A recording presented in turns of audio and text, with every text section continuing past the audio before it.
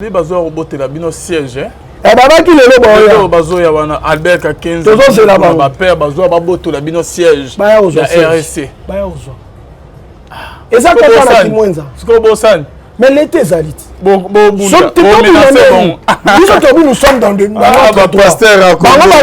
droit. L'État c'est comme taro. Ya poto za SDN. Intérêt ya nzambe na makambo bozo. Nzamba zate po mutaleka président dans les can élection. Juste le bateau va nous compter Zamba, confusion totale. Qui va nous diriger? Voilà Zamba. Intérêt en Zamba. Tant de oye koloba. Papa. Nous na lobi Albert Kakenza lobi ne peut besoin ici. Et comme une discussion qu'on soit. Besoin de ba intérêt personnel. Na mboka na biso na kimongo balobaka. Enkela ntata kelaka moto moko. Omoni mutu asala mabe. Asala ngo mutu moko te. Soit sali lelo yo Alvin. Lobi asa mutu mususu. Mais il peut ça mutu mususu. Ce qu'on a vu déjà sur moni mutu sali 2-3 personnes mabe a esu mutu bien te. Quelqu'un d'abimisi mobula longoli pasteur Sony. Sony a saika mabe. Dodo liswaye. Dodo pe suka mabe. Giola nikuta sali ka 2 jours na poste. Yepe ka mabe. Kasiboti kaka. Kasiboti ngana. Ke yende biso to comprendre ce que mutu mabe yeyo yena pasteur bravo. Ndenge moko mukuna. Akena imana panzi. Bato imana bazai mabe. Aïe na renaissance à Panzi. Batouana baka mabe. Allez le reçu à sali aye.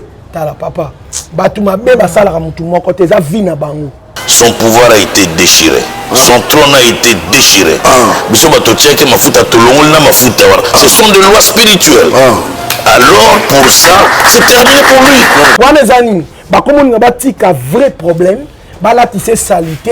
Baluka babebi sa relation, babebi sa personnalité né na milieu politique. Na ba présidence bat fonctionnera bongo batwana tout na bataïma na ba webso comment mukuna fonctionne. Mais pourquoi Dodo tout na bata renaissance ba webso comment mukuna fonctionne. Pasteur prophète pourquoi prophète Dodo Kama azoni ngotika RCT arotika ya tiki na non et bon on a dirigé tata na atiki na ya dirigé pasteur Sony atiki démocratiquement intimidation comme kaka ya muto sakana te na ukimisa yomboka biso kimisa yomboka jamais. Le protocole c'est eux que le ils en ont fondateur et le conseil c'est l'autre trahison. Mais n'a moi compte vraiment. Na canal kin mutumoko baka détourner mikanda tout amitié yemoko a bombi besoin de découvrir ce que les personnes ont obligé le peuple à canal kin kaka makam wana so baloko uluka kama kama usani okozwa wana zuyango et ça va climater sa femme. Mutozo kamba le serveur yeyo. Donc le col là-bas où il va désigner que mutozo kamba yeyo, balobi yeyo. Il n'y en a pas deux. Les choses bali, sir na bango. Assemblée ici. L'assemblée les a convoqués. Alors atika na ye. Kasi baya ni bozo baya ko gagner. C'est là, bozo tinga makana. Ya linga katika bozo tinga makana pour. Atika te. Soni ka futa pa linga atika ya ko. Bazaki sans vision. Papa. Vision ya zana ezo sunga biso. Papa, pasteur tu n'as conseiller prophète Dodo Kama bozo induit na erreur.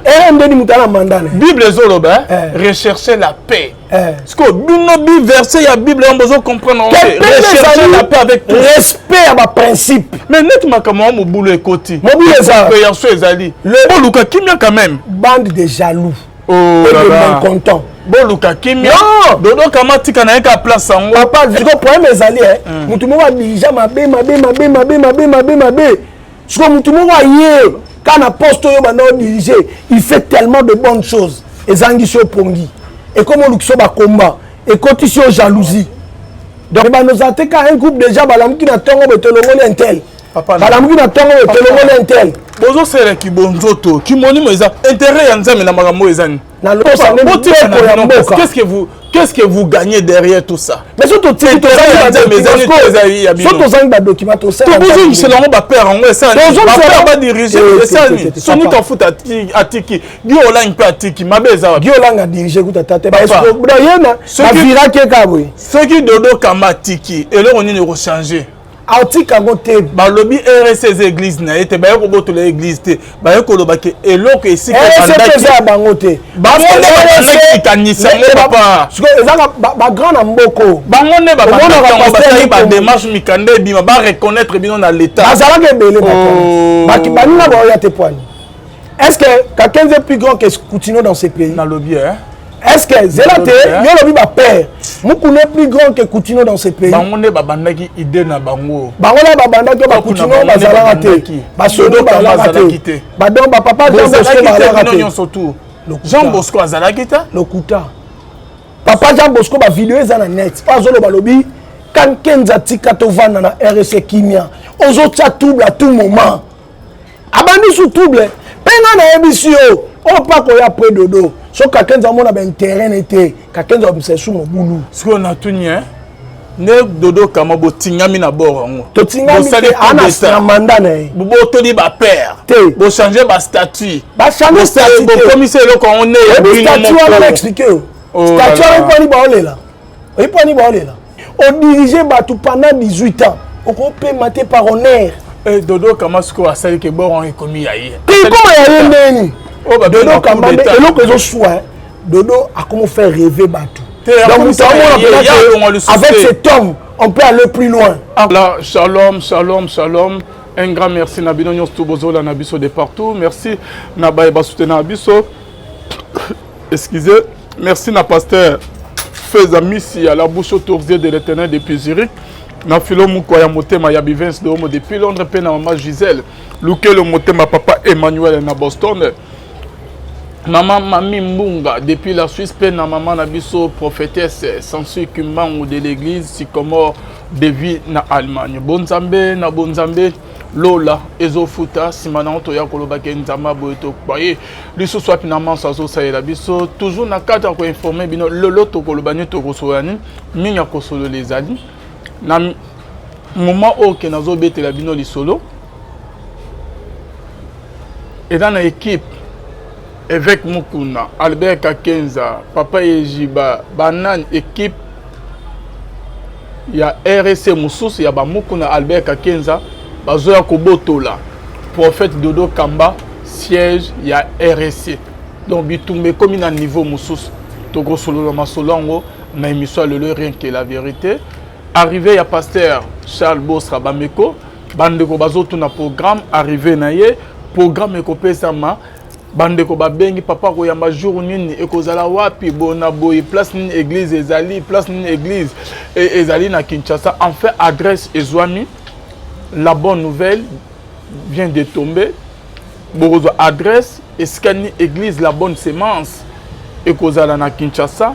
Jour na date na bandeko batuna kinga ke papa comme oyama kan borozo ango boye ba jour na date eskani pasteur Charles Bosra akoma koyamba. En dehors de cela, nous avons dit que les prophètes ont très bien.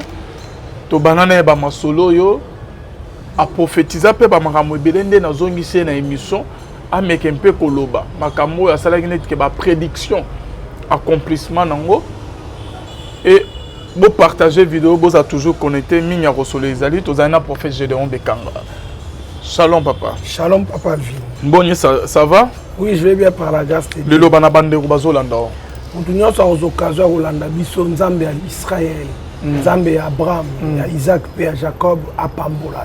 Merci beaucoup prophète. OK.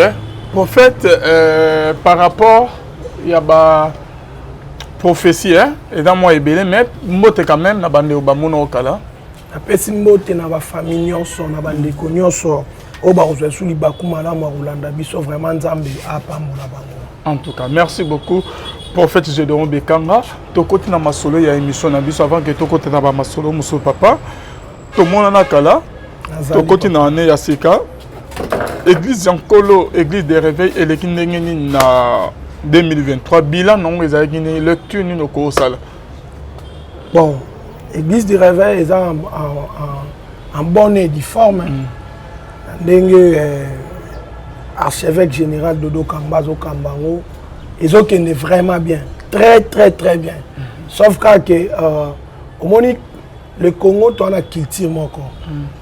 Tu kokaka mutumala mute. Il y a un moment na vie papa vin et l'eau qu'on so ebi que c'est éternel té. So ko dirigeant momentanément, il faut ça la makambo malamu. Pour atayo longwe bolamu no anande batu bando kaniselo nango. Mais ya mabeza la kayo sala kama be bato ba remplacer ba ndo sabola mo ebi ke soza ba kasité On a un nerf solide, au comme ennemi n'a pas éternel. Voilà. C'est ce qui se passe à l'église du réveil du Congo. Papa, par rapport à la prédiction, au salaki, tu as na lisolo ya caméra. Dans le moment où que bande ko ebele tout le monde va peut chance na caméra te, bazo sambisaye en plein procès, ba condamné yo zo ba toujours que caméra a kobima. Professionnel ya kobima net keza na lokuta obetaki libanda. Et après tout comme on a que caméra bimi. Mais quand on un peu expliquer biso, qu'est-ce qui s'est passé? Oui, papa Alvin na ebara. Mukolo ba okanga caméra na 4e écoutant na limité. Le roi est venu me lequel a limité. Quand je suis rentré à la maison, na commis en pleine prière. Seigneur a ramené na bi caméra kobima, ma kobima quand mois de décembre. Et au sala que ba kangi ba condamné à qui appel. Appel écoutant na poto. Là on a voyagé à qui appel ba condamné lisusu pour 16 ans. Là ba condamné na appel Ami nanga moka benga prophète. Je le salue en passant le sage. Abi prophète mutuno ba condamné sous appel. C'est le jour là na publié na mi Facebook nanga. Na publié na lobby mutu ata ba condamné, le Seigneur m'a dit à Obima. Et ko koksa mabonga Obima na mois de décembre ne ba tunyo so yo mona ba bia. Tu sais un prophète a vivre en la réalité. Le prophète vit dans la vérité. Et l'homme ordinaire vit dans la réalité. Donc c'est-à-dire, un prophète a joué de la réalité pour les ramener dans la vérité. Donc c'est-à-dire, la réalité est comme telle sur ma kamususu, mais vérité peut être ma kamususu. La réalité est que na moi si na mobali, na bota mwana. Réalité est que na moi si, nous t'as zemi après boti. Mais dans la vérité, na moi si na mobali, na bota mwana. Mobali Adanda lala bazwa na côte ni basali F. Dans la vérité, mobali ndabota moi si, mais dans la réalité, moi si ndabota mobali. Donc un prophète ne vit pas dans la réalité. Un prophète vit dans la vérité. Mais prophète a joué comme tout dans la réalité, à mon vérité, à la qui chota la vérité à ramener vers la vérité. Donc un prophète, la vraie prophétie a été toujours contraire à la présence. Au moment où le Seigneur m'a dit que tu es un milliardaire. Abraham, Abotinante, Azo Lukamwana, Azo réclamé que Eliezer, Moutakoui Kokoma, Moukonzinanda Kunae, Eliezer, Moutakoui Kokoma, héritier, mais Nzambazo habité Abraham. Yoko za la père à multitude, Oza la père de la foi, tu seras le père des nations. Ozomona, donc c'est-à-dire Nzambe. A prophétie à solo tant que yaka na vie à mutu et yaka le voilà compliqué oh yo zate nzamba betelo en réalité là qui saute. Le Seigneur va t'expliquer ce que tu es dans la vérité. Donc dans la réalité rose stérile. Dans la réalité mutu nyo sorta le cause à la pauvre. Dans la réalité cause à la médiocre. Mais dans la vérité, c'est ça ton vraie identité. Parce que la Bible dit dans Jérémie 1 verset 5, avant que tu sois formé, moi je te connaissais. Avant même que tu sois formé dans le ventre de ta mère, moi l'Éternel. Donc Zamba est dans la vérité, mais qu'il est dans la réalité. Donc dans la réalité, Ozali, mais dans la vérité, c'est dans le plan caché de Dieu. Merci beaucoup, papa. Papa Nabiso Gédéon Bekanga, na Oyolobi. Non, c'est bon. Merci. Parce que dans la deuxième partie, il y a caméra. Après avoir que professionnel et kokisam caméra yekobima, est-ce que le cas qui moyen okuta na été ba benga ki yote ou comment? Parce que belé ba bima ki liboso ba prophétiser ba ni mais betu lukuta quand même il y a eu récit. Bon, ba lukanga te mais c'est que si on a libéré l'ainsi de l'Éternel. Donc yo pour sala effort ya koluka bango te. Et pourquoi? Bon, au moins un prophète prophète a tika la montagne. Quand un prophète va vers le prophète t'attend toujours. Il y a un moment où Saoul banyame bungi.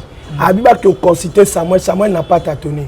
A Monica Saoul wabi yomba mondo zabo yeba ngo oko roi. Mais mukolo Samuel a tika la montagne. Pas que nanda kwa Isaïe koko consacré prophète Samuel a tâtonné. Donc quand un prophète comme tika montagne, ou comme kende vers le peuple, prophète a tâtonnara. Okomo luka na kutana mukonzo, na luka mukonzo, na luka muto, tu vas commencer à tâtonner. Mais ce qui nzamba simbie aya vers yo, les prophètes ne tâtonnent jamais. Voilà. Merci beaucoup, prophète Gédéon. Parce que deuxième prophétie, Ekokisami, ils ont marqué l'élection. Tout le monde va même là, prophète Francis Joël. Il va prophétiser que l'élection est ça maintenant en 2023. Bisopé na ndenge to monela ki ba makam. To ndimela ki ba ngoke pour l'élection est en angote. Ba ko reporter ba élection, ba ke na transition, dialogue patati patata. Tine la dernière minute comment que l'élection est salami.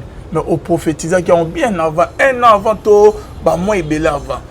Comment tant que bah monsieur bazo prophétiser que l'élection est causale, yo au contredit au lobby que l'élection est causale. Bon, au mois de septembre, on était en pleine prière. Il y a des images.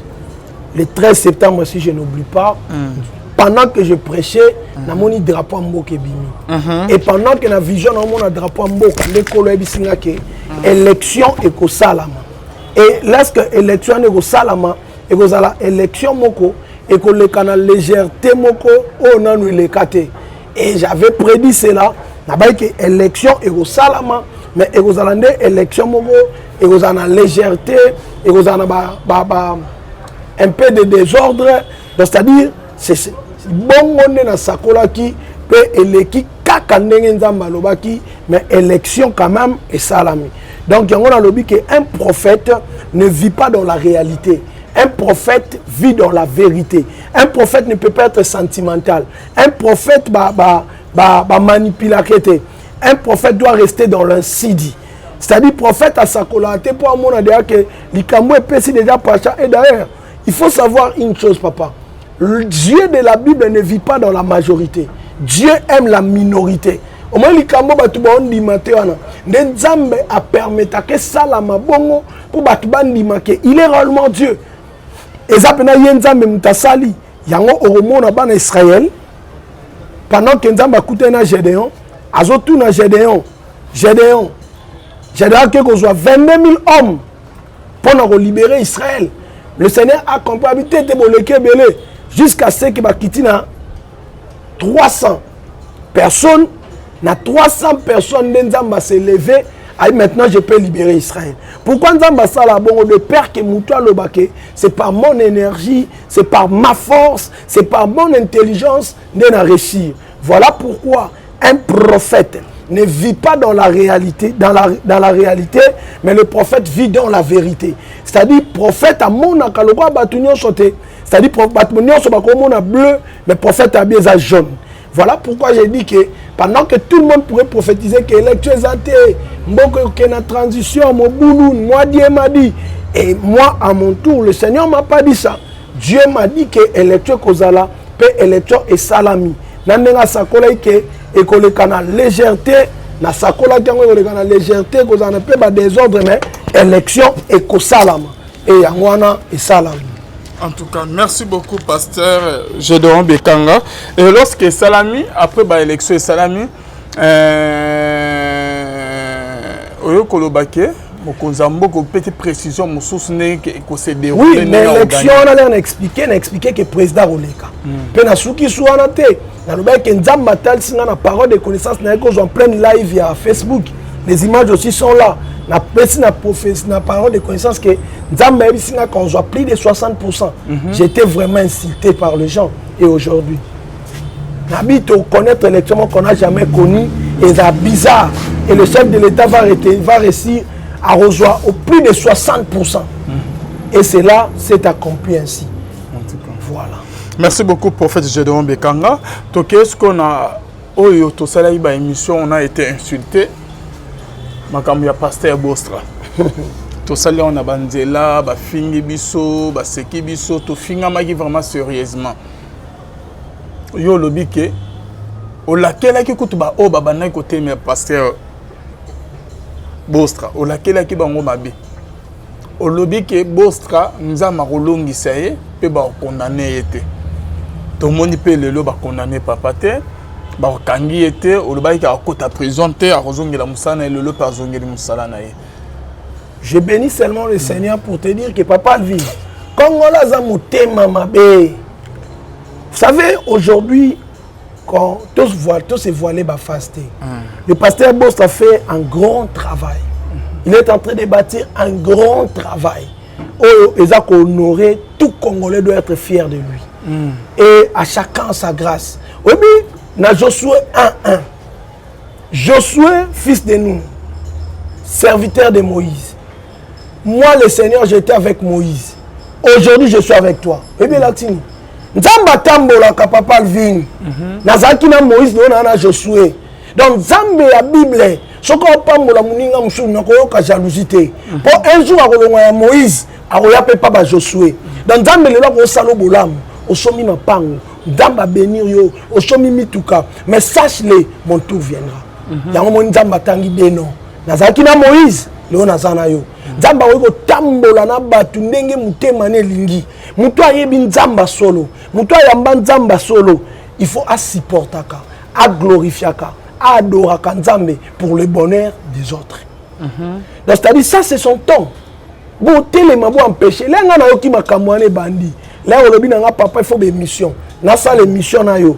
J'ai prié le Seigneur. Et quand j'ai prié le Seigneur, na bisa ki ok décembre o le kate.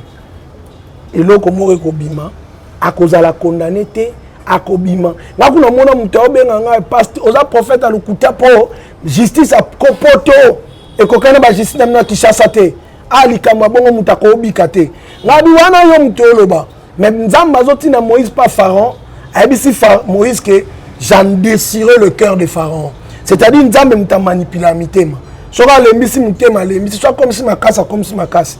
Donc pour le pasteur Bostra, que Dieu soit loué, que Dieu soit béni. Nzamba béni le sous-ministère en Emakasi, à qu'il soit plus loin. Donc c'est tout ce que conviction nous a une assurance soit nous yakoloba que non, pasteur Bostra a zone la activité na zone la côté il n'y aura aucun problème. Et vous taki wapi? Na yoki Nzambe, papa likamo Nzamba lobi, ataba tchenga arme na so diemadi. Sobe uti pa Nzambe atabo sangani 1000 bosali nyonso bosala. Et koko kisama bongo po uti panzambe yango ebisa bakuka bizalana zela yango okomona ngo koko kisama. Dans la prophétie de Dieu a tes lobe uta panzambe te soke uti panzambe atabo combattre ngo ndenge nini suka nango. Donc la force et l'assurance selon Acte 4 au monde balobi ba disciple à Jésus force na assurance na bango et vandagi na nini. C'est-à-dire toute personne qui croit à la mort et à la résurrection de Jésus et Jésus vivant parmi les hommes. Quand Dieu te parle quelque chose, il faut le parler avec ta ferme assurance, comme les Hébreux disent dans Hébreux 11. La foi est la ferme assurance. Donc, on a une assurance parce que Dieu m'avait dit.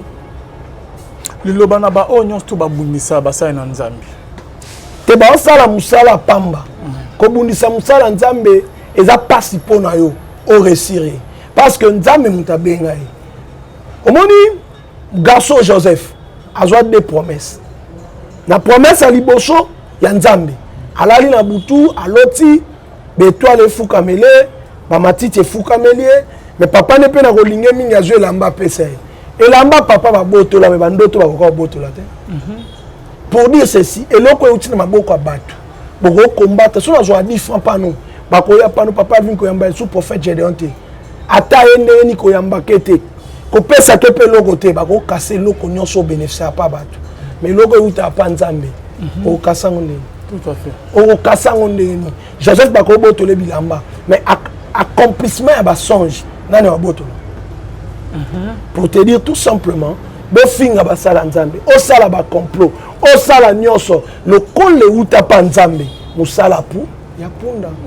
OK, merci beaucoup l'homme de Dieu. Merci Nabando Bazo Landabiso. Je vous signale que ba livre ya papa pasteur Charles Bostra Bameko ozana posa ya ba livre benga biso okozwa livre no avec rapidité pe aucun problème quoi. Benga biso ozwa ba livre c'est yaki les alliés belé 5 10 bengo kozana ba livre oh dans pour ça 5 livres oh 10 livres oh combien bo benga okozana ba livre les alliés déjà disponible awa wana Kinshasa livre pasteur Charles Bostrabameko a commis les 10 prières quoi na katuana les 10 prières pour vaincre ton ennemi. Donc la bataille de Gabaon Bengabiso Okozwa ba livre ici et yaki. Merci beaucoup papa Tokoti ce qu'on a dit solo guerre bitumo ils allaient entre RSC tolani moi extrait ya vidéo OK avec Mukuna na Albert Kakenza ba mika un kolobela Dodo Kamba ndenge a détourné bango église des réveils. Voilà, réaction par rapport à l'élément Oyoki Albert Kakenza pe avec Mukunda. Le Congo nzamba lobela ngelo moko. Kemboka oyo, il y a 2 personnes. Obana mission na période haute pour notre pays. C'est notre président de la République Félix Tshisekedi et l'évêque général Dodo Kamba. Je vais expliquer pourquoi Dieu m'a dit ça. Félix Batouba zela ba immeuble té. Batouba zela banzela té. Batouba zela ba biloko nyonso batouba olukate pa na ye. Ba biloko wana soko sala ngoya ba par desi. La vraie mission ya président Félix on nzamba pesi pour na Congo et à kozong sa Congo pas congolais. Donc le pays était déjà vendu. Le pays était déjà parti. Nzamba pesi mission transaction o. Azo la mission mboka place kendaki ezonga na nzela. Siko na ngambu évêque général Dodo Kamba, notre archevêque de l'église du réveil. La mission que Dieu lui a donnée, c'est remettre le véritable spiritualité de l'église du réveil. L'église du réveil perdait saveur nango et perdait spiritualité nango. Moutouana na mission. Yo zongi sa vraie spiritualité, pe vrai bon nzambe na kati église du réveil. Et voilà le combat au président de la République à Zozwa. Il a le même combat au milieu de pasteurs. Il y a l'évêque général Dodo Kamba. Et ça, c'est le combat. Batu balingite makambo zonga na alima. Comment ça? Mais yé Dodo Kamba. Bon, si ça n'a idée, ezonga ndenge. Ezonga na nzela. Comment ça? Papa Vin, si tu as 3 minutes n'expliquer au cas. Évêque général Kakenza nous a dirigé pendant 18 ans. 18 ans. Na 18 ans, on a bioté.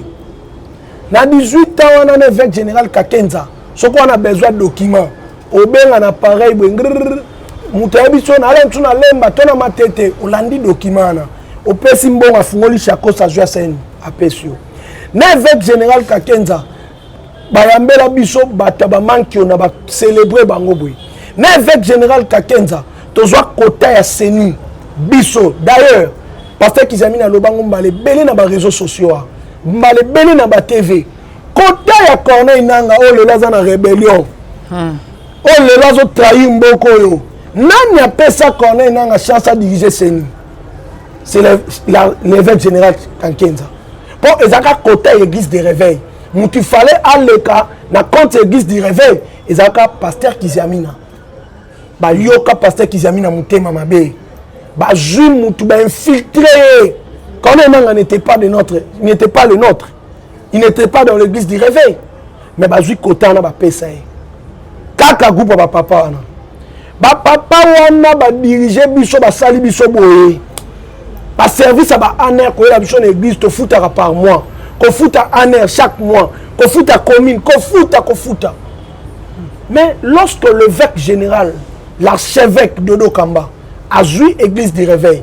et l'okwa liboso a salinan mais comment tu as un pays laïque botala ba confession musume botala bino a joué 13 pasteurs na mongo na papa a memi bango poto ba sali 6 mois y compris na pasteur bravo azo finge lelo ba ke poto ko lia na bango na maboko ne ko lata comme ba tu poto za problème té mais o memi banani ni membre famille ni cousin aujourd'hui, il y a une famille moussous, il faut avoir un bon cœur. Bah, outil poto baye. Adopter bah mituka. Na 18 ans, il y a évêque général Kakenza. Ata pousse bazwa, ata vélo. Adopter bah mituka. Lelo na lo bano boto na siège. Lelo na lo bano boto na ba bureau. Évêque général Dodo Kamba souki wana te. Évêque général Dodo Kamba lelo mbeto lo bawa.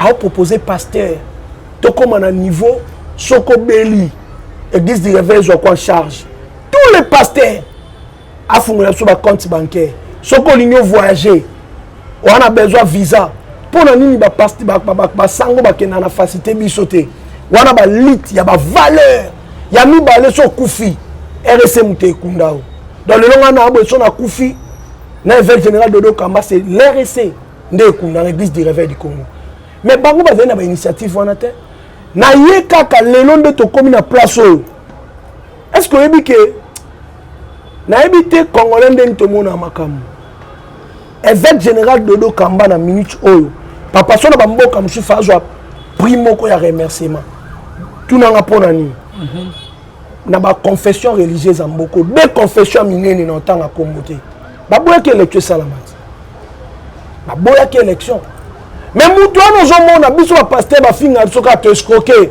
ba yibi ba ndumba mais lettre sali ya malamu pourquoi pas nous remercier l'un de nous l'évêque général archevêque Dodo Kamba nous a valorisé ce que l'élection salami na mboko le ba sali élection c'est l'évêque général Dodo Kamba mutazwa kadima boye azui kombo kadima tipa papa mboso abi mutu aza crédible bozwa bondima e des confessions puissantes ya mboka na biso boya mais Dodo Kamba s'est levé tant que homme abundi lelo élection na mboko e salami pe banda ba élection salama na mboko élection liboso oyo est respecté délai constitutionnel ezaka élection kadima mais bato bana parlement d'ailleurs nazo senga jour il y a ouverture parlementaire après l'élection nyonso faut ba benga pasteur Dodo à sa prière peut ba remercier sur le loba aux aba députés za poyer à téléma qui c'est lui l'unificateur c'est lui l'euro il y a élection au Pobambaza ndenge mo peut so séné salami tous les mutu oyo aza bénéficiaire côté politique côté nini na mboka on a mandat oyo la première personne à remercier c'est Dieu et la deuxième personne c'est l'évêque général Dodo Kamba pendant lit ou asali ba papa wana ozomona to ana ASBL là to benga église du réveil ASBL est un moulara et on a besoin de fondateur té ASBL et on a besoin de membre effectif et le membre effectif ba côté assemblée ba voter Dodo Kamba bino bovandi bo nommer batu comme on a magui ba nommer liboso Giolangi asali ata kosala ba longolier ba tie papier jiba wana nyonso ba créer sont des désordres inutiles ezo soit bango bandimaka te ke loko to banda ko négliger et ko soit ordre boy génération na biso nyonso mutako ndimela ba papa na zate ba nyoko libiso na église du réveil wana zo yoka bazangi kimia po mutu moko aye atombo l'église du réveil abimisango na ghetto pe biso ba jeune to kopesa bango nzela wana te donc azali na mandat na ye mandat na necessité d'ailleurs au moment où je te parle ben invitation aux tamoula déjà pour nous préparer assemblée générale ou déjà date na ngozo bima date déjà bimi ben invitation aux tamoula ba cordon ba londe ba sama mbana ba structurer te structure à RSC bougeté kaka ndenge zala ka ndenge zali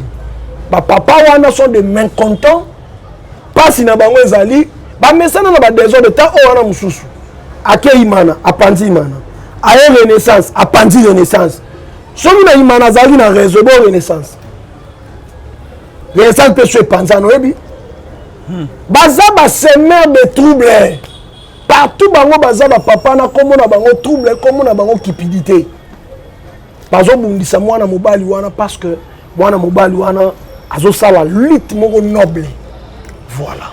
Mais pasteur prophète Gédéon Dodo Kamba a été nommé. Il a été voté dans l'Assemblée générale. Vanda qui ba yokani Albert a 15 années a proposé idée ba on a ba mukuna. Andimi que balongola Sonic a foutu ba tchai. Pasteur mukuna ko déjà ko proposer mutu poste parce que yemo ba choisir de pouvoir. Bangonde ba fondateur. Fondateur. Lorsque Elo Congrès Salama RSC Dodo Kamba zalagite ayi mutu na ona makolote. Ba fondateur ne ba vanya ba Albert 15 ba mukuna ba confondateur banani. Tine que Sonia ba ils ont voulu que ba longola Soni ba tia Dodo Kamba. Ba leki na vote ba signaler déjà ba pasteur na ba que bo voter Dodo Kamba. mais yo ndeni esika ba che yo batata yo ozana na makanisi ante ba yende ko intéresser yo bazui ba che yo place wana ozo baluke di bango ozo monter que ezali trahison malam papa na c'est qui monter mama be eza trahison théologie ayeba ki yango ça va nini élection ayebisi ba pasteur ba voter Dodo Kamba kasa bandela ngoti aluka azwa papa Jibanda zana ensemble ngoyo aya ayebisa ba pasteur to voter Ejiba.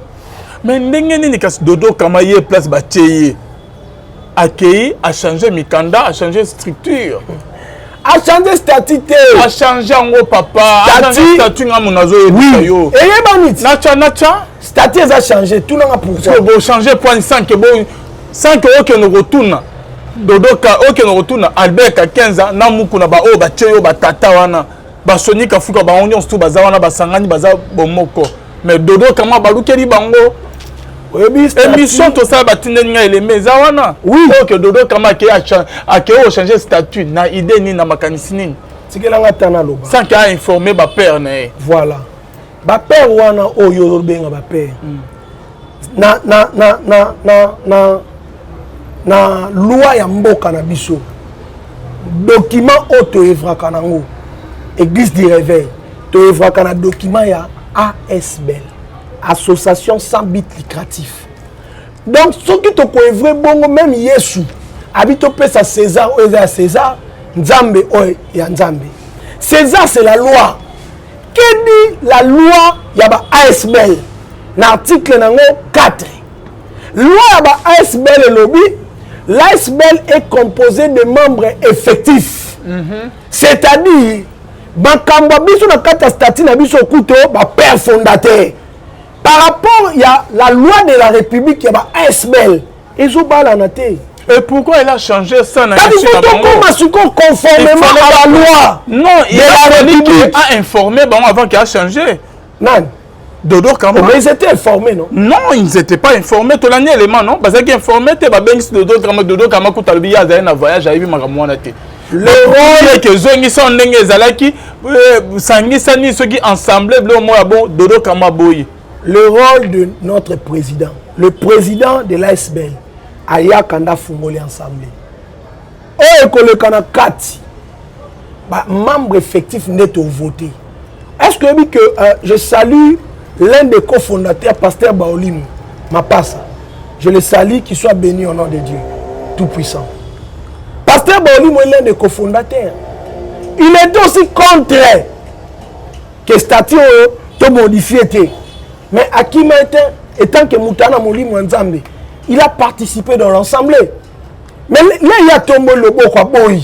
Baninge Belé va voter. C'est la loi de la démocratie. C'est la beauté de la démocratie. Et là, comment la boy me batte belé bandimi. Babi qui allait seguir déjà le pasteur Moussou. A connaître ça bango to moni statut wana bango déjà les pasteurs corrompus.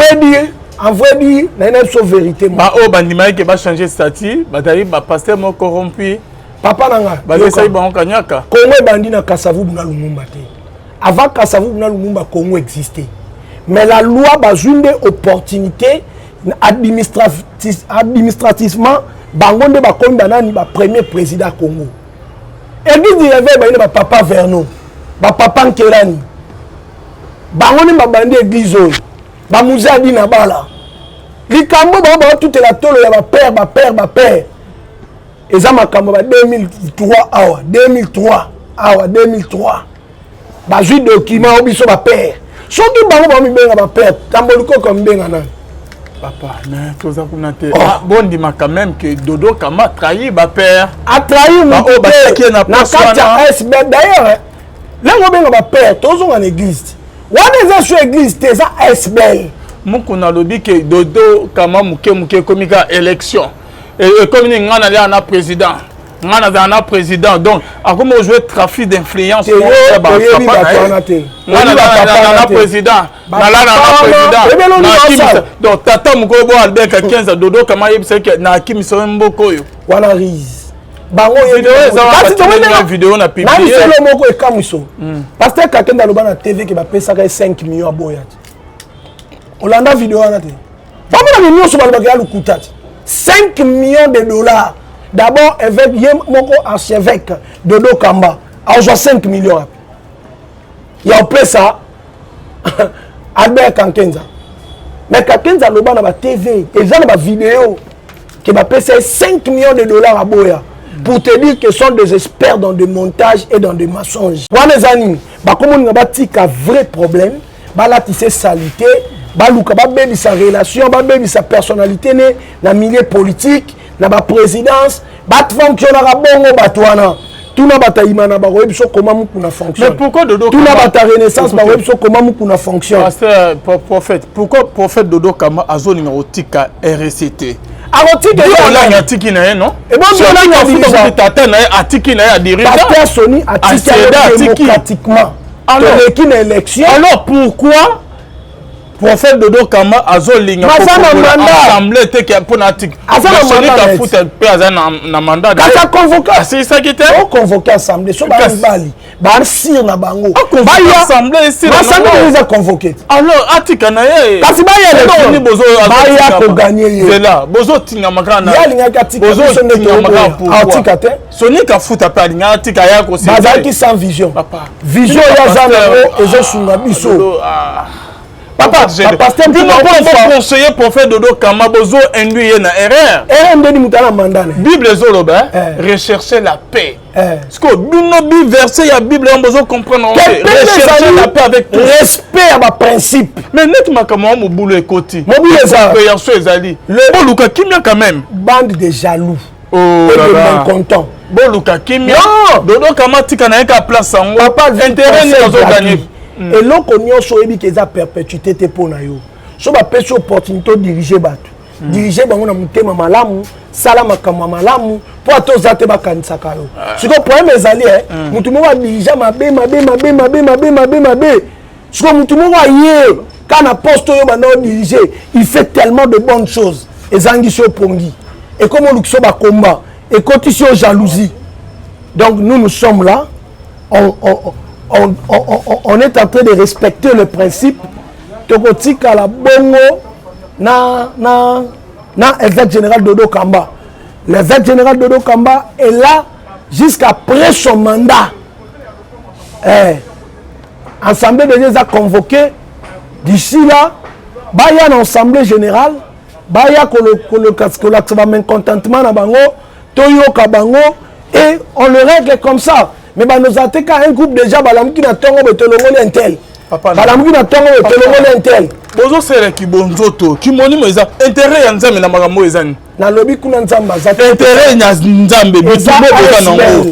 Makambo nzambe ezani. Kuna ba père bala. Nengo bozo tinga mo bozo te père. Tu as besoin batu ba. Parce que intérêt ya nzambe ezani na makambo. Olobi omonte ke bo nyonso bozo bunaka na ba intérêt ya moki ba bonzoto ezobi ma polele. Écoutez, soki ba posa nzoto nezo sala bino molimo mo santu te. Kuna na kati ya ASBL. Oh là là. Par rapport à la loi de la République. Nzamba zana te. Wana to qu'est-ce que vous gagnez derrière tout ça? Mais surtout tu ba document to ça. Tu vous c'est là ba père en ça. Ba pas diriger ça. Soni to foot atiki. Giola un peu atiki mabeza. Giola nga diriger kuta tate ba est-ce que brayena na vira ke kabwe. Ce qui dodo kama atiki et là on est rechanger. Autika ngote ba lobby RSS église na ete ba yoko boto la église te ba yoko lobake eloko esi ke bandaki ba ngote ba ngone kanisa papa parce que ezaka ba grand na mboko ba ngone ba ba démarche mikande bima ba reconnaître bino na l'état azala ke belé ba ki banina ba ya te poani. Est-ce que quelqu'un est plus grand que Coutinho dans ces pays? Na lobby est-ce que Zelate yolobi ba père Moukoune plus grand que Coutinho dans ces pays? Bangone babandaki idée na bango. Bangone babandaki ba Coutinho bazala te. Ba sodo bazala te. Ba don ba papa Jean Bosco bazala te. Jean Bosco azala kita? Lokuta. Papa Jean Bosco ba vidéo ezana net. Pas zolo balobi kan kenza tika to vana na RC Kimia. Ozo tcha double à tout moment. Abandi sous double. Penga na ebisio. On pas qu'on y a près de dos. So quelqu'un a mon intérêt n'était quelqu'un a observé sur mon boulot. Ce qu'on a tout nié, ne dodo kama bo tingami na borango. To tingami te anas na mandane. Bo to di ba père. Bo changer ba statut. Ba changer statut. Bo commissaire lo ko on est. Statut on va expliquer. Statut on pas ni ba olela. On pas ni ba olela. Statut on a envoyé di ndenge ba salango. Ba sala quelqu'un dans le pape. Donc, il y a ce qu'on dirige l'église de réveil aux étiquettes. C'est lui qui. Mais papa, attends, et là on est ici la raté. Et là on est dans la vie ici la raté. On dirigeait pendant 18 ans. On peut mater par honneur. Et Dodo Kamasko a sali que bon on est commis ailleurs. Et comment il y a une Dodo Kamasko, et là que je sois, Dodo a comment faire rêver Batou. Donc avec cet homme, on peut aller plus loin. En comique trafic, on a une banque. Et le monde a beaucoup à battre. Ça fait mal. Ils ont choisi battre ma camouana. Les gens ont fait sa contribution dans la banque. Ils ont choisi contribution des agis battu que la bisoboy. Bajon quelque part va scène. Bakaboli. Balobi bazo roboter la bino siège. Eh baba qui le boya. Bazo ya wana Albert ka 15. Tozo c'est là bas. Ba père bazo ba boto la bino siège. Ba ozo. RSC. Ba ozo. Et ça quand on a dit moins ça. Siko bosan. Mais l'été zalit. Bon. Nous sommes dans de droit. L'État c'est comme il y a pas tous ça SBL. Intérêt ya nzambe na makambo bozo. Nzamba zate pour mutaleka président dans les can élection. Juste le bateau va nous compter Zamba to qui va nous diriger wana Nzamba. Intérêt ya nzambe tande oye koloba. Mukuna lobi adbeka 15 lobi no pe bozongisi et comme discussion ko soit na mboka na ngaba lobaka. Bozo le ba intérêt personnel. Na mboka na biso na kimongo balobaka enkela ntata kelaka moto moko. Omoni mutu asala ka mabe. Asala ngo mutu moko te. Soit sali lelo yo Alvin, lobi osa mutu mususu. Lobi pas ça mutu mususu. Ce qu'on a vu déjà ce moni mutu asali 2-3 personnes mabe, ayesu mutu bien te. Quelqu'un d'abimisi mobula longoli pasteur Soni. Soni azaika mabe. Dodo liswaye. Dodo pe suka mabe. Giola ngikuta asali ka 2 jours na poste. Yepe ka mabe. Kasi botika kaka. Botika. Te yende biso to comprendre ce que mutu mabe yeyo yena pasteur bravo. Ndenge moko mukuna. Akena imana panzi bato imana bazai mabe ayena renaissance a panzi bato ana baka mabe alelelo sous asali yaye tala papa bato mabe basala ka mutu moko te za vie na bango. Merci. Voilà. Merci. Tokomi na suka etali binoka nzama lola. Azo mo nyonso to ezo sa na église ya Congo parce que bozo ki sa kombo na ye. C'est comme on est na soni te bato ba ngoma mabembe baza kati na biso. Église ya Congo eza ropola, eza obeba. Voilà, c'est la fin de notre émission. Malobana Yasuka et votre numéro de contact prophète. Malobana Yasuka Zakake, partout où vous êtes, Nzamba Nzambe. Omoni même na Lola, place makamwa Nzambe za ba kombe zanga raté. Même na Lola mukomshu dispute kota ba kanga sata ba bwaka na se. Wala ku place Nzamba vana. Biso pe tozo luka moyen. To kanga satan kati na biso bata ba mbuma mabe. To bwaka bango musike église du réveil. Ba semeur de troubles. Tu vois que la musique église du réveil. Église du réveil est compétent, valeur. On a prophète pasteur, langage jaune et pasteur. Tu vois que la musique que soyez mes imitateurs comme je suis. Parce que Satan va boire qu'un asset. Langage jaune et église vraiment des réveils. Tu vois que la Libanda. Merci. Voilà. Votre numéro, pardon. Plus 243 89 69 71 785. Nous avons s'occuper de notre colasuka. Oui, tu as défendre Kaba valeur. Merci. Bonzambe na bonzambe Lola ezofuta. Si maintenant tu as kolobake nzamba boto baye ce soir. Numéro ya prophète Gédéon de Kanga Yangwa Nase. Bobinga et Rosala bien. On se retrouve à la prochaine. Bye. Nzambe boto Makamanza meza. Kuna ba père bala. Nengo bozo tinga ma bozo te. Tu as besoin batu ba. Parce que intérêt ya nzambe zani na makambo. Olobi omonte ke bo nyonso bozo bunaka na ba intérêt ya mokiba bonzoto ezobi ma polele. Écoutez, hein? Soki ba posa nzoto nezo sala bino molimo mo santu te. Kuna na kati ya ASBL. Oh là là. Par rapport à la loi de la République. Nzamba zana te. Wana to posa qu'est-ce que vous gagnez derrière tout ça? Mais surtout tu to zanga ba document to ça. To bozo ngisela ngo ba père ngo ça. Ba ba diriger ça ni. Soni to futa atiki. Giolang pe atiki mabeza. Giolang diriger ku tata ba est-ce que yena ba vira ke kabwe. Ce qui dodo kama atiki et là on est rechanger.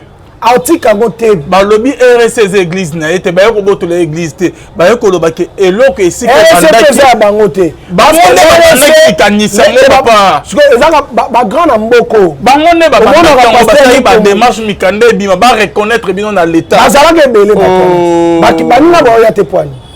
Est-ce que quelqu'un est plus grand que Coutinho dans ce pays? Dans le bien. Est-ce que Zelate, Yolobi va père, Moukoune est plus grand que Coutinho dans ce pays? Bangonde babandaki idée na bango. Bangonde babandaki ba Coutinho bazalaka te. Ba sodo bazalaka te. Ba donc ba papa Jean Bosco bazalaka te. Jean Bosco azalaki te. Lokuta. Papa Jean Bosco ba vidéo eza na net. Pas zolo balobi quand Kenza tika to vana na RC Kimia. Ozo tia double à tout moment. Abandi sous double. Penga na ebisio. On pas qu'on y a près de dos. So quelqu'un a mon intérêt n'était quelqu'un a obsession sous mon boulot. Ce qu'on a tout nié. Ne dodo kama bo tingami na borango. To tingami ana mandat na. Bo to di ba père. Bo changer ba statut. Ba changer statut. Bo commissaire ko on est bien statut on va expliquer. Statut on pas ni ba olela. On pas ni ba olela. Statut on a envoyé di ndenge ba salango. Ba sala quelqu'un dans le pape. Donc yo soko diriger église de réveil aux étiquettes. C'est lui qui... Mais papa, attends, et là on est ici la raté. Et là on est la vie ici la raté. On dirigeait Batou pendant 18 ans. On peut mater par honneur. Et Dodo Kamasko a sali que bon on est commis aïe. Comment y a une Dodo Kamasko, et là que je sois, Dodo a comment faire rêver Batou. Donc avec cet homme, on peut aller plus loin. En comique trafic, on a une banque. Et le monde a beaucoup battu. Ça fait mal. Ils ont choisi battu ma kamwana. Les gens ont fait sa contribution dans la banque. Ils ont choisi contribution des acquis battu que la bisoboy. Bazion quelque part va scène. Bakaboli. Balobi bazo roboter la bino siège. Eh baba qui le boya. Bazo ya wana Albert ka 15. Tozo c'est là-bas. Ba père bazo baboto la bino siège. Baya ozo. RSC. Baya ozo. Et ça quand on a qui mwenza. Siko bosan. Mais l'été Zalit. Bon, nous sommes dans notre droit. L'État c'est comme Taro, il y a pas tous à SBL. Intérêt ya nzambe na makambo bozo. Nzamba zate pour mutaleka président dans les élections. Joute le bateau dans kota zamba to ko qui va nous diriger wana nzamba intérêt ya nzambe tande oye ko loba. Mukuna lobi albeka 15 lobi no pe bozongisi et comme discussion ko soit na mboka na balobaka bozole ba intérêt personnel na mboka na biso na kimongo balobaka enkelanto atakelaka moto moko omoni mutu asala ka mabe asala ngo mutu moko te so asali lelo yo Alvin lobi osala mutu mususu lobi po asala mutu mususu ce qu'on a vu déjà so moni mutu asali 2-3 personnes mabe ayesu mutu bien te kakenda bimisi mobulu alongoli pasteur Sonia zaika mabe dodo liswaye Dodo pe suka mabe. Giola nikuta salika 2 jours na poste. Yepe ka mabe. Kasiboti kaka. Kasiboti ngala. Ke yende biso to comprendre de suko ke mutu mabe yeyo yena pasteur bravo. Ndenge moko mukuna. Akena imana panzi. Bato imana bazai mabe. Ayena renaissance a panzi. Bato ana baka mabe. Alelele sous sali yaye. Tala papa. Bato mabe basala ka mutu moko te za vie na bango. Merci. Voilà. Merci. Tokomi na suka etali binoka nzama lola azomo nyonso to ezosala na église ya Congo parce que bozo ki sa kombo na c'est comme na soni te bata ba mama bembe ba kati na biso église ya Congo eza ropola eza obeba. Voilà, c'est la fin de notre émission. Maloba na suka et votre numéro de contact prophète. Maloba na suka ezaka ke partout vous êtes nzamba za nzambe omoni même na lola place makamwa nzambe za ba kombe za ngate. Même na lola mukomshu dispute kota bakanga sata babwaka na se. Wala ku place nzamba vana biso pe tozo luka moyen. To kanga satan kati na biso bata ba mbuma mabe. To bwaka bango musika église du réveil. Ba semeur de trouble.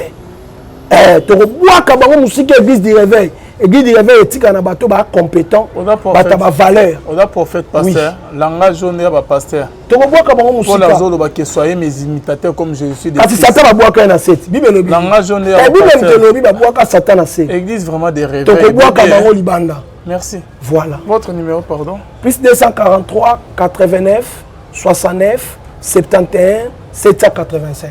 Nzamba s'occuper na bino mukolo suka. Oui, tu défendre ka valeur. Merci bonzambe na bonzambe lola ezofuta. Si maintenant to ya koloba ke nzamba boto ba Yesu Christ. Numéro ya prophète Gédéon Bekanga yango na se. Bobenga e kozala bien. On se retrouve à la prochaine bye.